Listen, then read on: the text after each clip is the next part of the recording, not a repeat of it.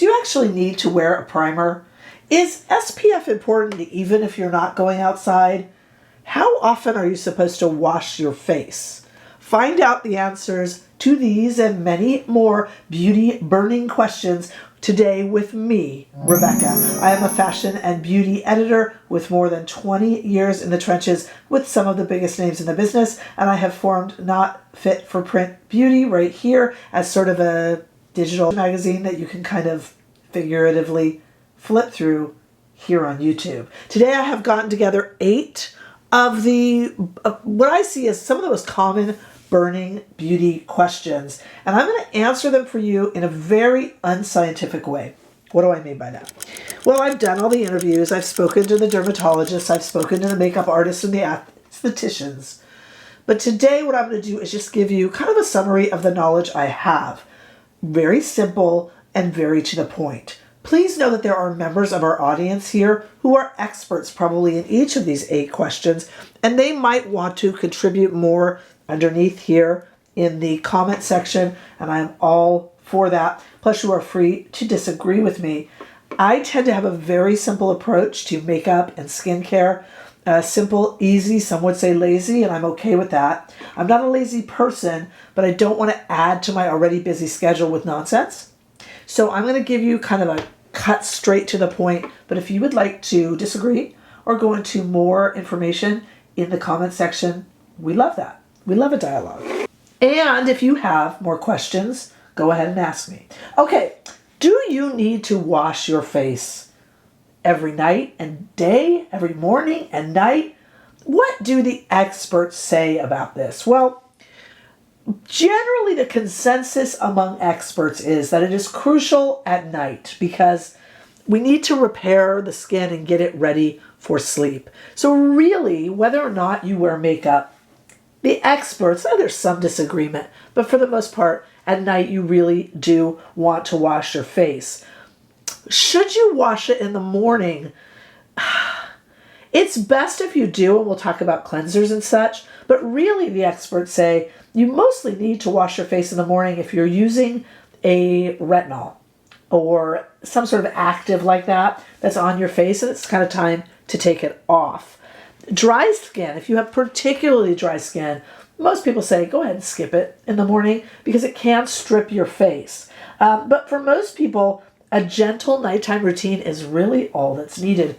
Again, if you found it different for your skin, you have to know yourself, and of course you can comment below. What I have been using lately is a 2-step process. Remember when we all did like the 20-step? I can never do all of that. But what I'm using right now is by Tatcha. I am using the Tatcha Camellia Cleansing Oil, and I am using the Tatcha Matcha Cleanse. This is a new one, relatively new from Tatcha. If I am wearing makeup, I will cleanse with the Camellia oil first and then use this to suds up. I will use the Camellia oil on a dry face, take off all the makeup, and then suds up with this. It's very gentle. If I have no makeup on, just the gentle cleanser, and I will indeed do that morning or night. The more gentle, the more hydrating, the better.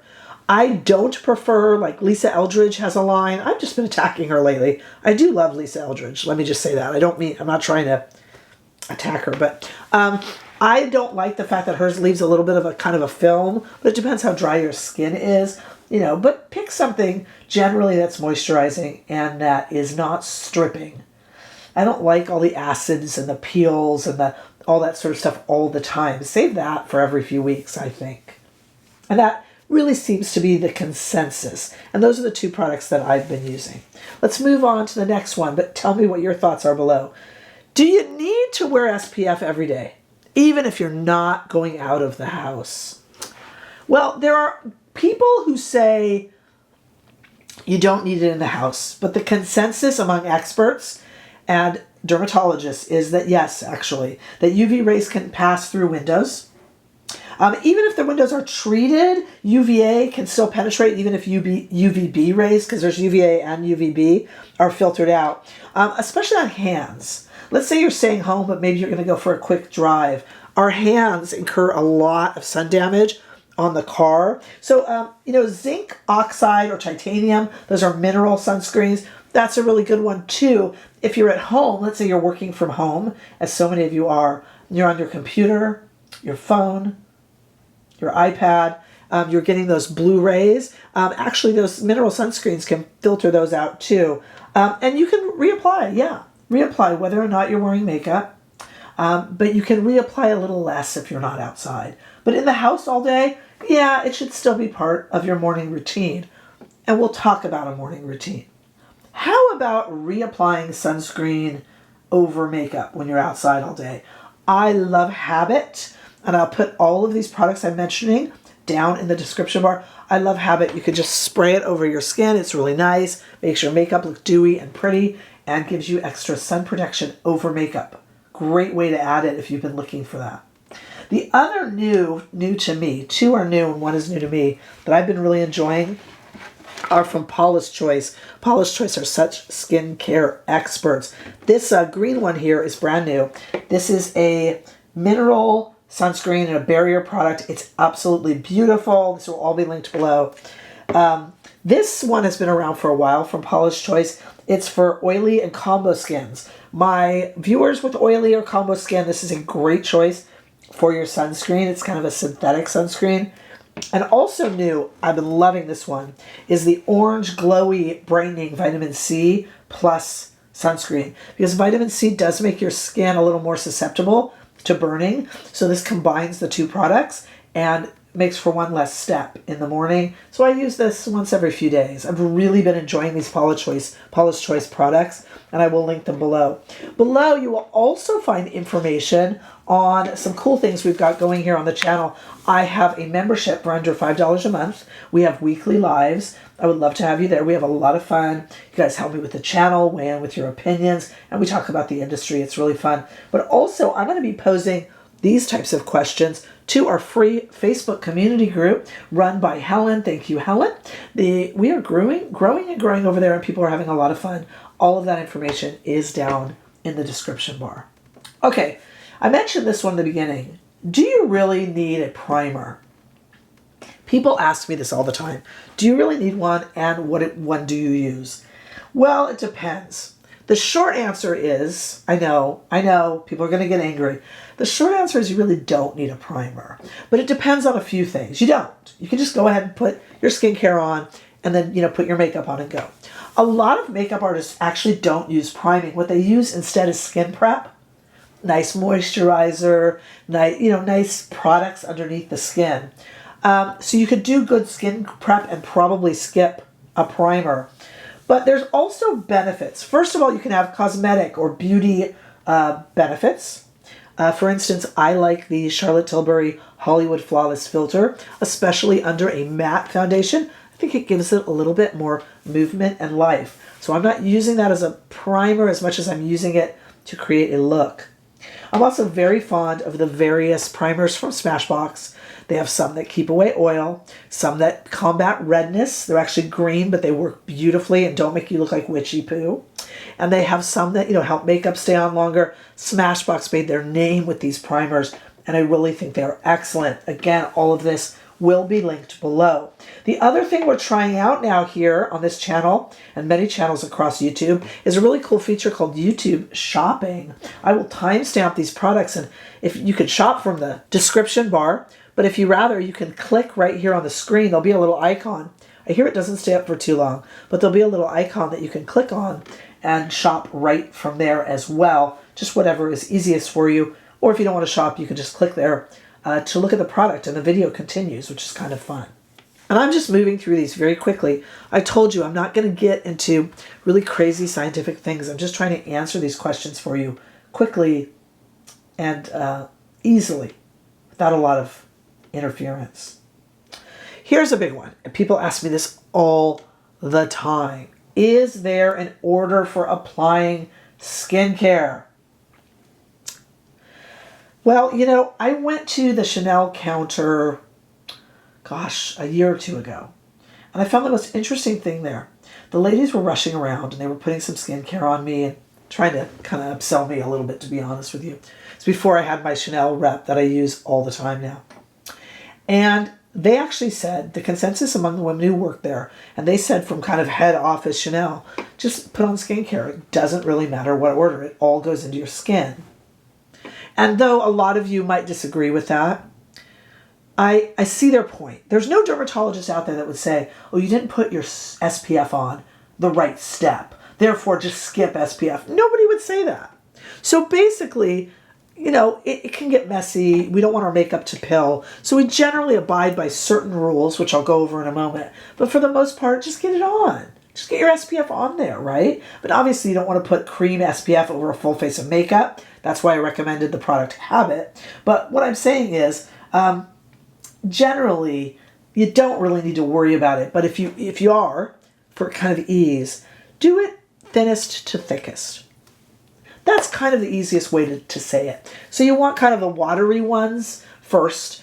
That would be your toner if you use a toner or any sort of a, you know, kind of a water that you put on to a tonic or anything like that. That would be the thinnest. From there to creams and then to serums. So for instance, if you're going to do the daytime, if you're going to wash your face, let's say you wore a kind of an intensive retinol at night, okay? So you'd get up and do a nice, just gentle cleanser. You don't need to remove makeup in the morning. Then like a toner if you're going to use one. Your sunscreen, that's cream usually, and then your nice thick moisturizer. What about primer? Well, that's skincare. Primer generally is in the makeup category. So then you'd put the primer on if you wanted to use primer. If you're using a really nice moisturizer, oftentimes you don't have to have primer. That goes back to that other question. And I think sometimes we're sticklers for this too much. When my mother first started using a computer, and you've all met her now, she wanted to know exactly how to answer her email. And she had me make her a little cheat sheet that we put on a big Post-it on the side of the screen. It was like, go to the top right, click compose. Go to the bottom left, click. The problem is that her email that she was using, I think it was Microsoft Outlook, would do little redesigns every few months to keep things fresh. They have engineers they have to keep in business. And then she would be completely lost because the compose wasn't in the upper right. Why do I bring up this story? You've got to learn what you are doing. If you feel that you put on makeup, you've got to experiment. Don't worry about the rules. Don't worry that you're not doing it wrong. Don't worry about writing things down. There's going to be people, I guarantee, in our comment section who say, I have a great kind of serum-y, it's got enough SPF, then I use an SPF tinted moisturizer and I feel like enough SPF works great for me, no skin damage. You have got to experiment. Please do not be intimidated by all of these rules. General thing to keep in mind is thinnest to thickest. Your watery things, your sunscreeny cream, your kind of serum. Generally. At night, you want to wash. No SPF at night, obviously. You're going to wash, you're going to moisturize, and that's when you're going to put on things like your retinoids and things that are a little bit more heavy hitting. And then at night, you can tend to blemishes if you're going to wear a little blemish patch, whatever. In terms of masks, I am not a big mask person. I don't have 20 minutes to relax with a mask on my face. Perhaps if I did and relaxed a little bit more, I wouldn't be so sick right now. I've gotten a second cold on top of everything I've been experiencing. So perhaps I need to learn to take it easy a little more. But for the most part, masks are fun. Some of them are a little bit more heavy for skin health, and others are more just kind of silly for fun.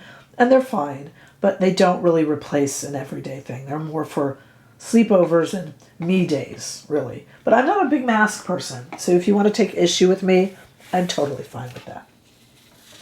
Here's a big one, and I think I might set off some controversy in the comments. Should you use a lash serum if you want longer lashes? Well, I do, but I did a lot of research first. My eyelashes were straight and stubby. I couldn't even put on mascara without getting it onto my eyelid. I mean, they were basically non-existent. So I did a lot of research, and I do use New Lash, N-E-U Lash. It will be linked below. And if I can get it, it will be here on the screen if it's available. The reason I did some research is there's a lot of debate in terms of eyelash serum. First of all, can it change the color of your eyes? If you have brown eyes, it doesn't matter, but I have green eyes. I happen to like them. I didn't want something that darkened my eye. Lastis darkens the eye. Also, some people say that it can darken the eyelid skin. I have even heard reports that it can make the eyelid skin a little bit looser. But you got to use it according to the package, and don't just grab whatever one you see at the drugstore. Look it up first. For the most part, if you use it according to the directions and watch for any adverse effects, if there's any sort of a reaction, stop using it.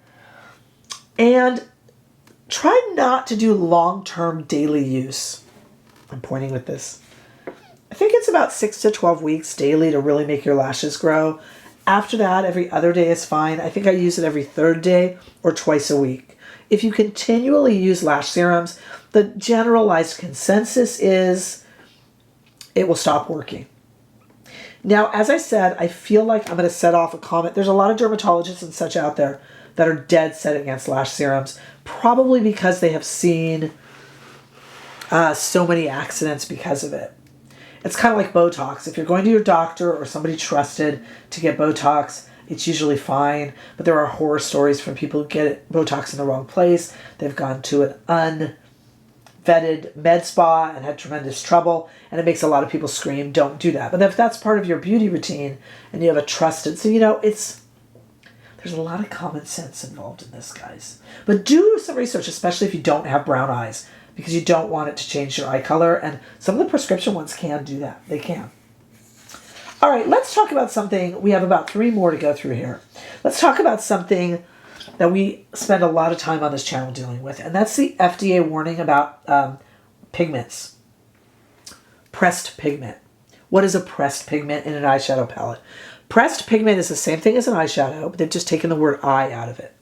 The FDA in the United States, that's the Food and Drug Administration, is huge, and the United States is huge. The FDA puts warnings on pigments, generally neon pigments, red, purple, pink, that they feel can either stain the eyelids or can cause irritation. Some smaller countries have removed these warnings in their country, but in the United States, they really just don't have time to get around to it. Frankly, any eyeshadow can irritate your skin. We've all had the weird thing of I can't use this shadow for some reason, it irritates my eyes, and there's no FDA warning. So, it depends how lucky you feel. Depends how sensitive you are to these things, how allergic you are.